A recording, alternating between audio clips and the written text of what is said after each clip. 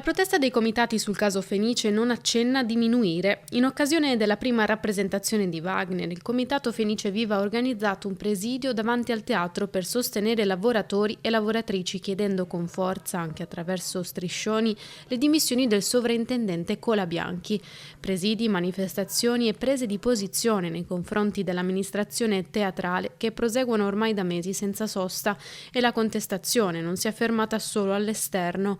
Al termine della prima, dentro il teatro, dopo gli applausi dai palchetti, si è nuovamente elevata la richiesta di dimissioni. Colabianchi, dimettiti! Bravo!